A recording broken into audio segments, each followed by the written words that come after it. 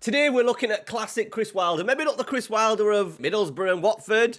The Chris Wilder from a couple of years ago, the first stint at Sheffield United when he got them into the Premier League and then finished 9th in the Premier League. It is a 3-5-2 with the introduction of the wide centre-backs and with them on attack as well. Let's get into it. Smash a like on today's video. All right, smash a like on today's video. Let me know. I'm doing like a classic series. We've got a classic Pep coming up very, very soon. Classic Jurgen Klopp. Classic manager tactics. Put them down in the comments and I might replicate them. All right, so here is the 3-5-2. Now, all the tactics are available on my Patreon with the direct download that you can put straight in your FM folders.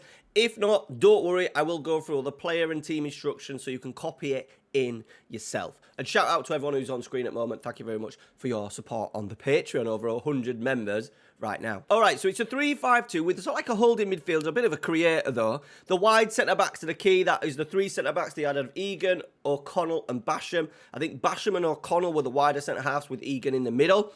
And the idea is that they're on attack because they used to get into these areas here. They often were getting round for cutbacks, for overlaps, in here on underlapping runs. So we've got them on attack just to make sure we get them as far forward as possible. In the midfield, we have like a hard-working, solid midfield of two sort of like aggressive eights in terms of Fleck and who was the other one? Lundstrom. And then up front, David McGoldrick, absolute baller, and the Billy Sharp role. All right, starting with the goalkeeper, Dean Henderson. We've gone with sweeper keeper on support for Dean Henderson. That is open to your interpretation and changing.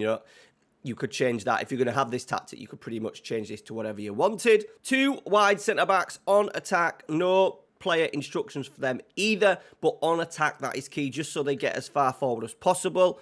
The John Egan role, the central defender, is a central defender on cover. If you wanted to play that as a ball-playing defender, you're more than welcome. Do not do it as a libero because he'll step into here in possession. This role here was very much staying back while the other one was going forward. Egan and the other centre-half would often stay back, so just make sure you don't put that on libero.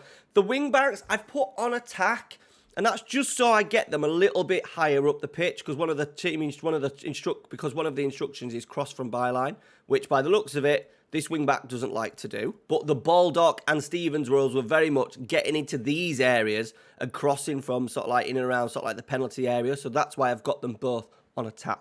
The Norwood role, and it was actually Norwood back in 2019-20. I've got him as a deep line playmaker on defense. I do like Norwood. It does how he plays, how he moves the ball. But I've got him as a deep line playmaker on defense just so he sits in that central area. We don't want him really going off into these wide areas. I liked him to stay as central as possible. The two, now this midfield, you could kind of mix it up a little bit, I think, to give you a little bit more balance, to give you a little bit more creativity. You could probably put maybe a playmaker in there or change one of the roles. Maybe this one here, the Tom Davies role that's currently happening right now. Maybe use a Mazzala, central midfielder on attack, something like that, just to give you a little bit more going forward. But I've gone with a ball-winning midfielder on support and then the box-to-box midfielder on support. Once again, no play instructions, so basic this one. And then up front, Didzy, as he's known, David McGoldrick, currently at Notts County, an absolute ball. I think there was a thing during the season that he took him absolutely ages to finally score a goal. They didn't score that many, only 39 goals during the season, but only conceded 39. That was the reason that they stayed in the Premier League that year, because 39 goals is definitely not enough. That's where, if you want to really kick on with this and have your wide centre-backs flying forward, maybe having something a little bit more better in midfield, that role right there. And then these two should work quite fine. So the McBurney, McBurney's definitely a downgrade on Didzy, on David McGoldrick. For the McGoldrick role as well, you could change this. Like, it could be a complete forward. It could be a DLF on support. I think you're quite free to change that one up.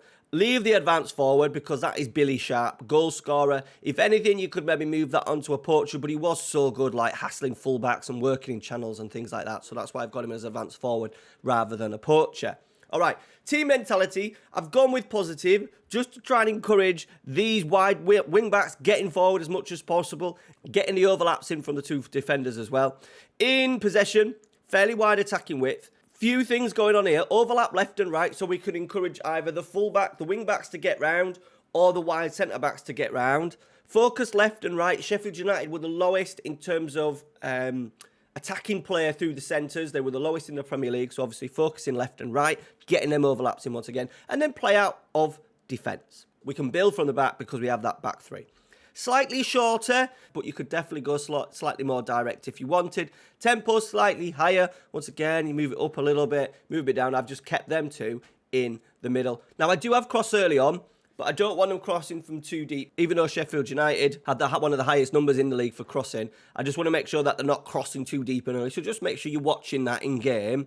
If not, don't put work into the box and just take it off. But I will leave that up to you. So far in a few games, I've not seen an over keenness to put it in straight away. We do want to work in these sort of like areas and crossing from these areas rather than sort of like in and around like the halfway line, the sort of like the middle third of the pitch. In transition, regroup. Let's get back. Let's get compact. Sheffield United was so difficult to beat. Only that 39 goals conceded by regrouping, dropping off, getting not into a deep block, but staying very, very compact. Counter-attack, yes. Can we get Didsey and Billy Sharp working those channels? I'd distribute the ball to the centre-half because we should have that little bit of an overload in there to start with that back three. Out of possession. Now, we've gone higher line, but we've gone with a mid-block line of engagement just so we can get a really compact press. Get the team really compact, as well. Sheffield United did really well, staying really compact, making it really hard for the same team to play through it. So if I did a little bit deeper, it just gives the team a little bit of a high line, and they didn't necessarily always drop in. Look, if they're playing the big dogs, they were definitely dropping into these areas, but at home games against teams outside maybe the top 6 or 7, they would probably get after teams a little bit more. So that's why I've put that in, but you can change that and adjust that as you go. Prevent short distribution.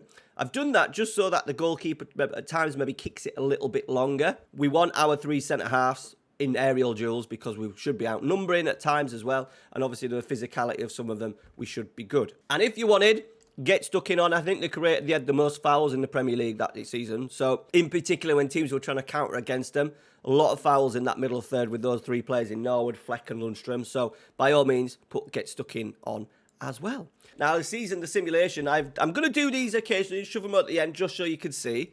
And here it is. We finished 15th, 9 wins, 8 draws, 21 defeats, 42 scored, but 75 conceded. Now, I will take that. One, because it's a simulation, and simulations don't work as well as if you play it all the way through. We had a horrendous run in the last 1, 2, 3, 4, 5, 6, 7, 8, 9, 10 games where we only drew 2 points out of a possible 30, but we managed to survive. I think the tactic will work fine, obviously with a better side. Like if you do simulations with Sheffield United, generally playing any kind of basic formation, or you simulate with another team, the AI normally relegates Sheffield United 99 times out of 100. So to get 15th, I will take that with a simulation. And there was also memorable wins, Liverpool, Man City in there as well, so we'll take that. Obviously away form, only two defeats, and then a few decent draws in there. Newcastle, Chelsea, Aston Villa away. So yeah, there you go. All right, thank you very much for watching. Check out the Patreon link down in the description. I've been through everything for you, so if not, you can plug it in yourself. And let me know classic tactics. We've got classic Jurgen, classic Pep coming, so let me know down in the comments. All right, guys, thanks for watching. Take care. See you later.